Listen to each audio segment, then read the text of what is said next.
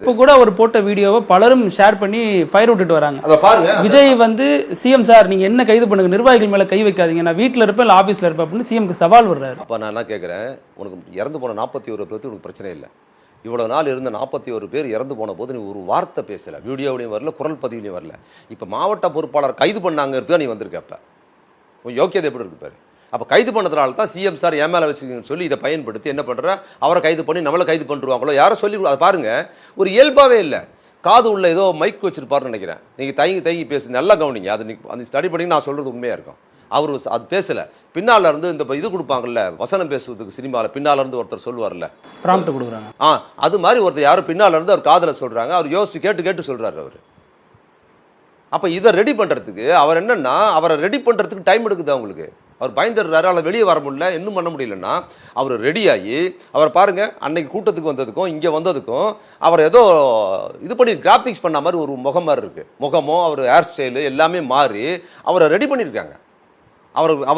அவர் முதல்ல போய் ரீச் பண்ணி அவரை தூக்கி உட்கார்றதே கஷ்டம் இருக்கும் போல இருக்கு. அவர் ரெடி பண்ணி சம்பவத்தை சொல்லி இதை வந்து என்ன பண்ணணுங்கிறத பேசி அவர் காதில் யாரோ பேசி அவரோட ஹேர் ஸ்டைலு தாடி எல்லாமே வேறு ஒரு நபராக இருக்குது. இவ்வளோ போய் பியூட்டி பார்லர் ஒருத்தர் போயிருப்பாங்க இந்த நேரத்தை சம்பவம். நீங்கள் பாருங்க சார், விஜய் ரொம்ப அண்டர் எஸ்டிமேட். ஏங்க நீங்கள் அந்த வீடியோ எடுத்து பாருங்க. நான் ரொம்ப மரியாதையாக பேசுகிறேன். நான் இதை சொல்கிறேன்ல, இதை விட கேவலமானவனா இருக்கும் அந்த ஆள்.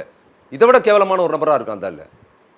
இறந்து போன குழந்தைகள் உயிர் கொடுத்து எந்த சம்பவம் பேசாமல் இன்றைக்கி வந்து வீடியோ வச்சுக்கிட்டு, அதுவும் வந்து ஒரு அதை தன்னோட உருவத்துக்கு வந்து பார்க்கும்போது ஒரு உருவத்தை எடுத்துக்கிட்டதில் டெக்னிக்கலாக ஃபெயிலியராக பண்ணுறாங்க.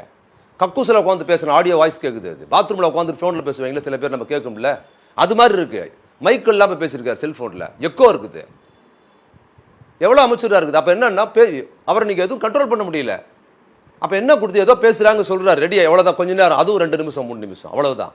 எந்த வருத்தமும் அந்த வீடியோவில் இல்லை, அவர் முகத்திலையும் இல்லை, எதிரும் இல்லை. இந்த விஷயத்தை சொல்லி முடிக்கணுங்கிற அந்த பதட்டம் இருக்குது, தவறாக போயிடக்கூடாதுங்கிறது அந்த பதட்டம். அந்த வீடியோவை ரொம்ப நேரம் எடுத்திருக்காங்கன்னு நினைக்கிறாங்க. பல டேக் போய் தான் இந்த வீடியோ கடைசி ஃபைனலாக இருக்குது. அதுலேயும் அவர் நிறைய இல்லை, அப்படியே அமைதியாக இருக்கிறது, ஏதோ மறந்துருக்கிறார், திருப்பி ரிப்பீட் பண்ணுறாங்க போல, கேட்டுக்கிட்டு பேசுகிறாருங்கிறதுக்கு பார்த்தீங்களா அவ்வளோ கேவலமாக இருக்குது. ஏங்க இப்படி ஒருத்தர் நம்ம பார்த்ததே இல்லைங்க. எவ்வளவோ தமிழ்நாட்டில் வந்து எவ்வளவோ நம்ம மகாமுக குளர் இருந்தோம், ஜெயலலிதாவை பார்த்துருக்குறோம், பாஜக காரங்களோட மிக மோசமான விஷயத்தெல்லாம் பார்த்துருக்குறோம். இது எல்லாத்தையும் ஒன்றா சேர்ந்து ஒரு நபராக இருக்கிறார். எல்லாத்தையும் ஒன்றா சேர்ந்து பேராபத்து.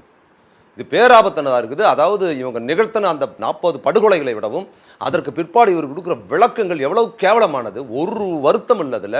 ஒருத்தன் போடுறான் ட்விட்டு, புரட்சி வருமா, எங்கே நேபாளத்தில் இருந்து புரட்சி வந்த மாதிரி ஒருத்தன் போடுறான். இதெல்லாம் மனசாட்சி இருக்குமா உங்களுக்கு?